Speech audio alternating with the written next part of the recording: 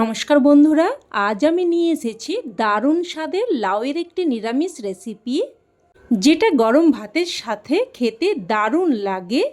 গরম তো বেশ ভালোই পড়ে গেছে, আর এই গরমে কিন্তু হালকা পাতলা রান্না খেতে আমরা সকলেই পছন্দ করি। বিশেষ করে এই গরমে পেট ঠান্ডা রাখতে, শরীর সুস্থ রাখতে লাউয়ের কিন্তু কোনো রকম বিকল্প নেই। তো রান্নাটা তৈরি করার জন্য প্রথমেই আমি এখানে একটা লাউ নিয়েছি, তবে পুরো লাউটা কিন্তু রান্না করব না, অর্ধেক লাউ রান্না করব। তো এবার এখানে লাউয়ের খোসা ভালোভাবে ছাড়িয়ে নিয়েছি, আর এই লাউয়ের খোসা কিন্তু আমি ফেলবো না, অন্য রান্নাতে ব্যবহার করে নেব। লাউয়ের খোসা দিয়ে কিন্তু অনেক রকম রেসিপি হয়। তো দেখুন, এবার কিন্তু লাউটাকে আমি ভালোভাবে ধুয়ে নিচ্ছি, আর লাউয়ের খোসা ছাড়িয়ে তারপর লাউটাকে একদম ভালোভাবে ধুয়ে নিয়ে তারপরে কিন্তু লাউটাকে কেটে নিতে হবে। আর কাটার পর কিন্তু আর লাউটাকে ধোবো না। এবার লাউটাকে এই রকম লম্বা ও সরু সরু করে কেটে নেব, ঠিক যেই রকমভাবে লাউ ঘন্ট রান্না করি সেই রকমভাবেই কেটে নেব। সমস্ত লাউটাই কেটে নিয়েছি। এবার এগুলোকে একটা পাত্রের মধ্যে উঠিয়ে রাখছি। এবার গ্যাস অন করে কড়াই বসিয়ে এখানে দিয়ে দিলাম প্রায় 2 চামচ মতো সরষের তেল। আর এই রান্নাটা করতে খুব বেশি কিন্তু তেলেরও প্রয়োজন হয় না। তেলটাকে খুব ভালোভাবে গরম করে নিয়ে এবার এখানে দিয়ে দিলাম কয়েকটা বিউলির ডালের বড়ি। তবে আপনারা কিন্তু যে কোনো ধরনের বড়ি দিয়েই রান্নাটা করতে পারেন। বড়িগুলোকে উল্টে পাল্টে লাল করে ভেজে নেব। তো দেখুন, বড়িগুলো ভাজা হয়ে গেছে। এবার বড়িগুলো উঠিয়ে নিয়ে ওই তেলের মধ্যে দিয়ে দিলাম একটা তেজপাতা আর একটা শুকনো লঙ্কা। আর তেজপাতা লঙ্কাটাকে আমি 2 টুকরো করে দিয়েছি। প্রথমে একটু নাড়াচাড়া করে তেজপাতা আর লঙ্কাটাকে ভেজে নিলাম। এবার দিয়ে দিচ্ছি এখানে হাফ চামচ মতো কালো সর্ষে। সর্ষেটাকে একটু ফুটতে দেব। সর্ষেটা একটু ফুটে আসলে এবার এখানে দিয়ে দিচ্ছি হাফ চামচ মতো কোড়ানো আদা। এবার আদাটাকেও একটু নাড়াচাড়া করে ভেজে নিচ্ছি। তো একটু ভেজে নিয়ে এবার এখানে কেটে রাখা লাউ দিয়ে দিচ্ছি।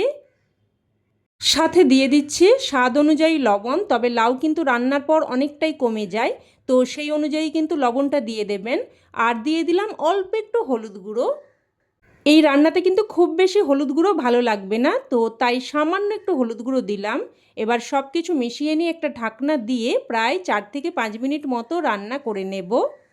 এবার এদিকে হাফ বাটি মতো ঈষৎ উষ্ণ গরম জল নিয়ে তার মধ্যে 2 চামচ গুঁড়ো দুধ দিয়ে ভালোভাবে মিশিয়ে নেব। তবে আপনারা চাইলে কিন্তু এখানে নর্মাল গরুর দুধও ব্যবহার করতে পারেন। এবার এদিকে প্রায় 4 থেকে 5 মিনিট পর ঢাকনা তুলে নিলাম, আর নাড়াচাড়া করে একটু মিশিয়ে নেব। তো দেখুন, লাউটা কিন্তু এখনও একটু সেদ্ধ হতে বাকি আছে, তাই আবারও ঢাকনা দিয়ে 2 মিনিট মতো রান্না করে নেব। এবার এই সময় এখানে একটা মশলা তৈরি করে নেব। তো এখানে নিয়ে নিচ্ছি 1 চামচ মতো হলুদ আর কালো সর্ষে সমপরিমাণে মিশিয়ে দিয়েছি। আর দিয়ে দিচ্ছি হাফ চামচ মতো পোস্ত। এবার গ্যাসের ফ্লেমটাকে অন করে দিয়ে লো ফ্লেমে মশলাটাকে একটু নাড়াচাড়া করে ভেজে নেব। আর একটুক্ষণ নাড়াচাড়া করলেই দেখবেন মশলাটা চিটপিট করে ফুটতে শুরু করবে। দেখুন, মশলাটা চিটপিট করে ফুটতে শুরু করেছে। আর ঠিক কিন্তু এই রকমই ভেজে নিতে হবে, এর থেকে কিন্তু বেশিক্ষণ ভাজা চলবে না। এবার মশলাটাকে সাথে সাথেই নামিয়ে নিতে হবে। তো মশলাটাকে নামিয়ে এক সাইডে রেখে দিচ্ছি। এবার এদিকে কিন্তু আবারও 2 থেকে 3 মিনিট মতো লাউটাকে রান্না করে নিয়েছি। আর দেখুন, লাউটা কিন্তু এখন একদম ভালো মতো সেদ্ধ হয়ে গেছে। এবার এখানে যে গুঁড়ো দুধের মিশ্রণটা তৈরি করে রেখেছিলাম ওটা দিয়ে দেব। বন্ধুরা, আপনারা হয়তো অনেক রকমভাবেই লাউ রান্না করে খেয়েছেন, তবে এইভাবে যদি কোনো দিন লাউ রান্না করে না থাকেন অবশ্যই কিন্তু এইভাবে একবার বানানোর অনুরোধ রইল। খেতে দারুণ টেস্টি হয়। তো সব কিছু মিশিয়ে নিয়ে লো ফ্লেমে আবারও একটা ঢাকনা দিয়ে প্রায় 2 থেকে 3 মিনিট মতো রান্না করে নেব। এবার এদিকে দেখুন, এই মশলাটা কিন্তু একটু ঠান্ডা হয়ে গেছে। তো মশলাটাকে দেখুন এই রকম একটু দানা মতো রেখে গুঁড়ো করে নিয়েছি। এবার এদিকে প্রায় 2 থেকে 3 মিনিট মতো রান্না করে নিয়ে ঢাকনা তুলে নিলাম। আবারও একটু নাড়াচাড়া করে মিশিয়ে নেব। মিশিয়ে নিয়ে এবার ভেজে রাখা বড়িগুলো দিয়ে দেব। আর আমি এখানে যে বড়িগুলো নিয়েছি এগুলো সেদ্ধ হতে কিন্তু একদমই বেশি সময় লাগে না, তাই আমি কিন্তু বড়িগুলো এই পর্যায়ে দিচ্ছি। আর আপনাদের বড়ি যদি সেদ্ধ হতে সময় লাগে তাহলে কিন্তু আরও আগেই বড়িটা দিয়ে দেবেন। এবার এখানে গুঁড়ো করে রাখা ভাজা মশলাটাও দিয়ে দিলাম, আর সাথে দিয়ে দিলাম 3টে চেরা কাঁচা লঙ্কা। আর এই পর্যায়ে কয়েকটা চেরা কাঁচা লঙ্কা দিয়ে দিলে একটা সুন্দর ফ্লেভার আসবে, তবে রান্নাটা কিন্তু ঝাল হবে না। এবার এখানে দিয়ে দিলাম 1/2 চামচ মতো চিনি, অল্প একটু মিষ্টি কিন্তু অবশ্যই দিয়ে দেবেন, তাতে করে স্বাদটা সুন্দরভাবে ব্যালেন্স হবে। তো সব কিছু ভালোভাবে মিশিয়ে নিয়ে আবারও একটা ঢাকনা দিয়ে জাস্ট কিন্তু 2 মিনিট মতো রান্না করে নেব। 2 মিনিট মতো রান্না করে নিয়ে এবার এখানে দিয়ে দিলাম 1/2 চামচ মতো ঘি। তবে ঘিটা কিন্তু অপশনাল, আপনারা চাইলে নাও দিতে পারেন, তবে একটু দিয়ে দিলে খেতে কিন্তু ভালোই লাগবে।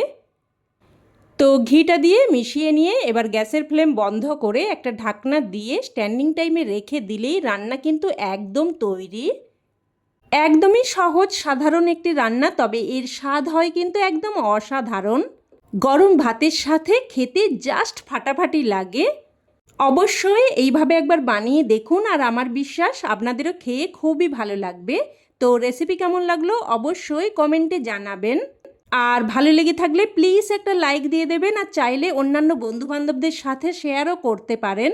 আর চ্যানেলের নতুন বন্ধু হয়ে থাকলে চ্যানেলটি অবশ্যই করে সাবস্ক্রাইব করে নেবেন। তো আজ এই অবধি, আবারও অন্য কোনো রেসিপিতে দেখা হবে। ততক্ষণে সকলে ভালো থাকবেন, সুস্থ থাকবেন, আর সকলকে ধন্যবাদ।